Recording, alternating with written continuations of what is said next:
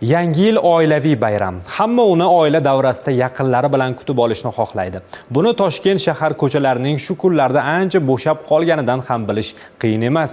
Ammo shunday kasb egalari borki, ular aynan bayram kuni ishda bo'lishadi. Yes, shassi выпущено. Боковой ветер. Diqqat.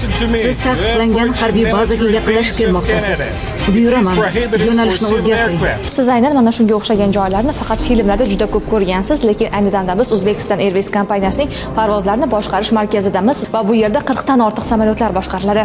Bu joy osmonda har bir samolyotning xavfsiz va o'z vaqtida harakatini ta'minlovchi boshqaruv maskani. Ular signal va ekranlarni diqqat bilan kuzatadi, uchuvchilar bilan aloqada bo'ladi va har qanday kutilmagan vaziyatni tezkorlik bilan hal qiladi. Bu yerda bayram kunlarida ham ish davom etadi.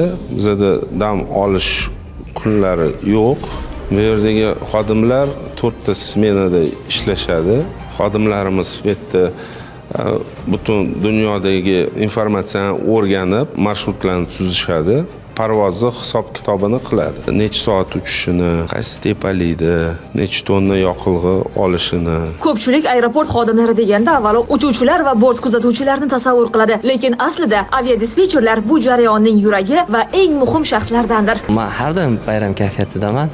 Chunki parvozlarimiz uchib turibdi, yo'lovchilarimiz xursand, kimnidir masofasini yaqin qilyapmiz, kimnidir safarga chiqyapti, kuzatib qo'yamiz, kimnidir oilasini bag'riga qaytaryapmiz. Bu biz uchun albatta faxrli kasb. Aviatsiyada 18 yildan beri ishlayman.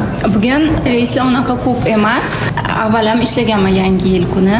Oiladagilarim ham ular ham aviatsiyada ishlagani uchun tushunishadi bu holatni, shuncha indashmaydi. Mana 31-dekabr bo'lsa ham biz ish jarayonida o'tiribmiz. Hammasi yaxshi, xursandchilik, yo'lovchilarning xavfsizligini ta'minlab, kayfiyatlar yaxshi, a'lo darajada. Parvozlar hammasi zo'r, a'lo darajada, hamma yaxshi ishlayapti.